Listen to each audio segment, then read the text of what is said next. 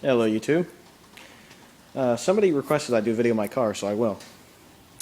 I have a Saab 9.5. It's a 2005 model. We bought it used.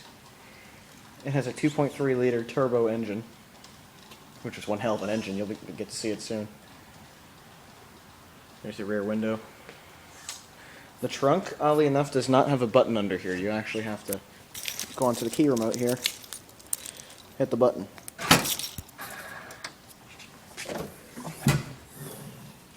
Fairly big trunk in here. I actually got to use this thing for the first time the other day to get that snow off. If you saw the video about the quote-unquote eye trap. But it is a beautiful car. Love this thing. The gas cap is on the right, which I like more than it being on the left. It's got original Saab wheels with what kind of tires do I have? Pirelli. I have Pirelli tires.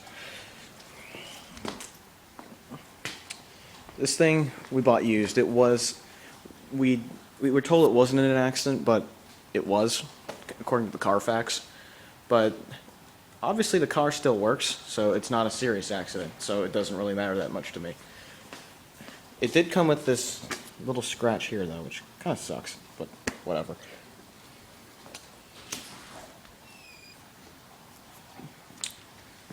Here's the front of her. This is a funny story right here. I rear-ended someone in 2010, late 2010, and absolutely destroyed the front license plate holder. Like, it left an indent in the other person's car. I almost wish I had a license plate that had derp written backwards so I could have imprinted derp in someone else's car. My headlights appear to have a little bit of oxidation on the acrylic here, so I might need to get some wipes and wipe that off. I do indeed have fog lights down there below the bumper. Check out the interior. Here's the interior. Nice leather interior. Got vents in the back there. That thing does pull down as well. On this side we have headlight controls. Oh, you actually have a trunk button on the door right there. But over here we have headlight controls, and this thing has constant running lights. So basically that leaves the running lights on, but like when you do high beams, all it does is flash them. You turn on headlights, it actually holds them on. I'm not sure what this does. I haven't played with it. That's for the fog lights. ESP I haven't played with. Your cruise control is on this stalk right here, where you turn it on right there, and then you hit that to lock the accelerator. And controls on the steering wheel, controls for the radio. And you also have Tiptronic gear shifting for manual, which my friend Dave and we call it. At least I call it basically Gran Turismo. It feels like you're playing Gran Turismo on a PlayStation in your car. There's the all the gauges are just VU meters pretty much, which I like.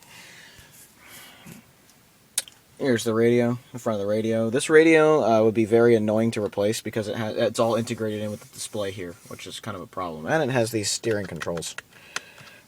But the radio sounds good enough. I mean, there's enough bass to where I'm okay with it. Like, it doesn't sound that bad.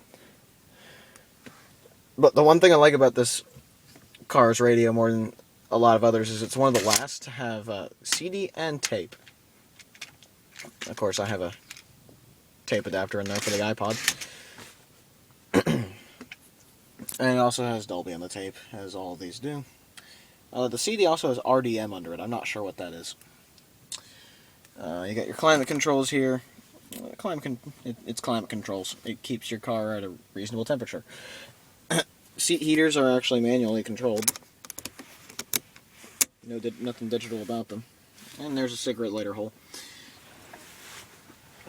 Here's your gear shift. You get parking, reverse, neutral, drive. The manual for the Tiptronic stuff here. And low. The key is right. The key hole's right there, which is typical for European cars, from what I've heard, or what I've been told. Actually, I don't know why my window lock is on. Whatever.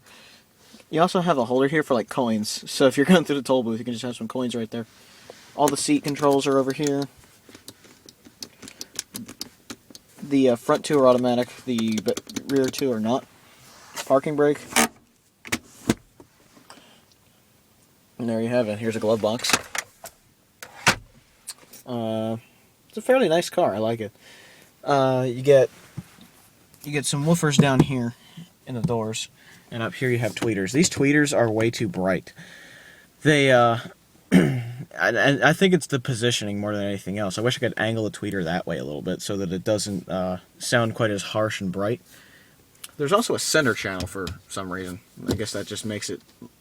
I guess if you're sitting like in the driver's seat like I am right now, it makes it less noticeable that sound shifts to the left. Which is a good thing, I guess. I guess I should show you what's in this car, shouldn't I?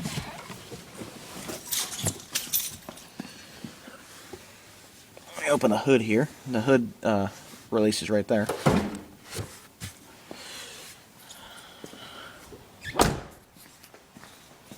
And I'll show you the engine of this baby.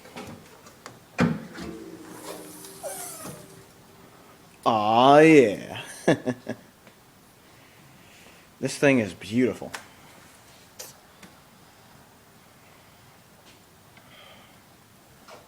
Just look at that. There's the battery. I don't know what this is. I think that's... What is this?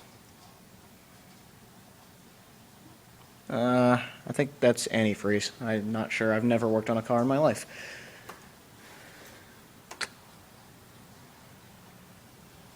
But look at that engine. That is a sick looking engine. Oil. It's a 2.3 turbo. EcoPower direct ignition engine. That's hot.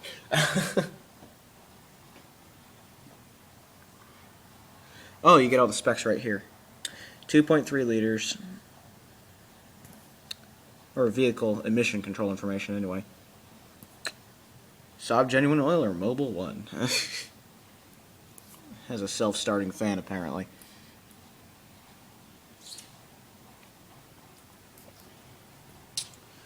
But the headlights look reasonably easy to change, which is good.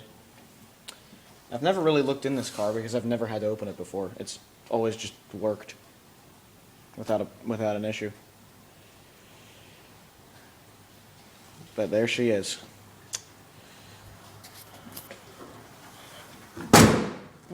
All right.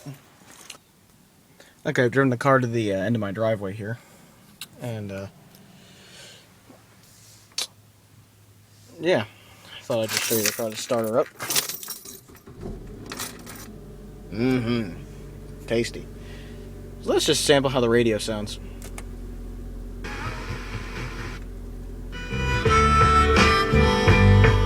Sounds good in my opinion.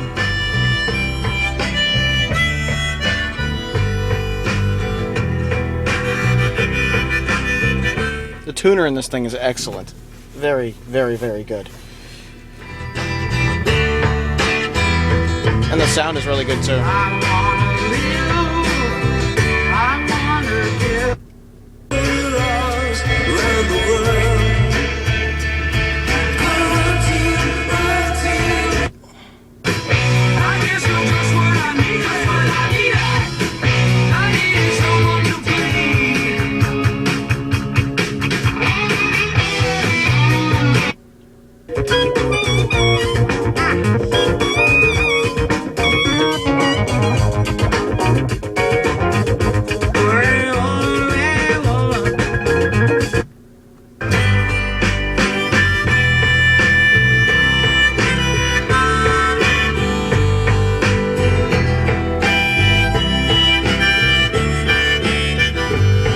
harsh there. All right. Good enough. Yeah, make sure you shut the engine off when you do this. Good luck, Jose. Thanks, guys. Take care. Wait that long for candy? Starting with a new Simpsons Treehouse of Horror. Homer Simpson, you made a killer out of me. Yeah, and what are you gonna do about it? I'm gonna kill you. I never saw that coming. Then meet the 7-year-old. The Simpsons. Anyhow, here's what this car sounds like. Here's what this car sounds like when you rev her up.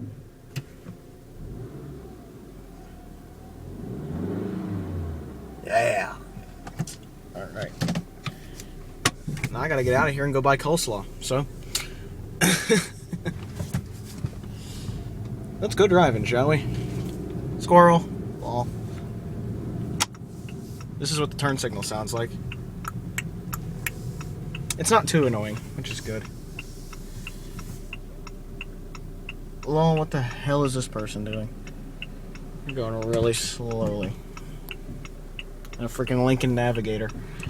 Pig of a car. This car gets, about, I don't know, let's say,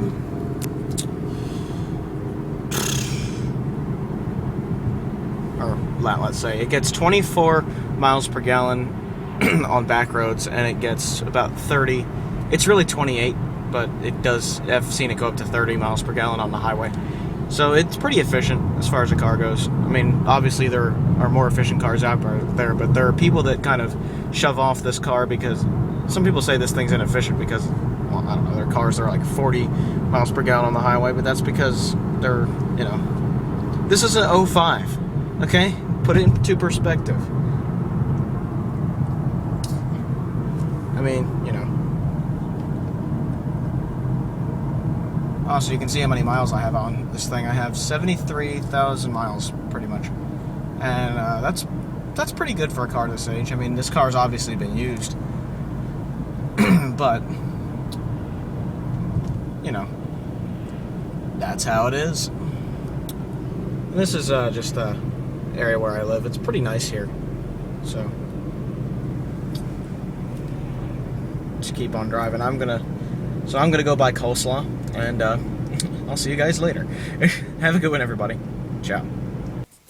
I got the coleslaw. Nom nom nom nom nom coleslaw. Nothing beats hamburgers and coleslaw. Nom nom nom goodness.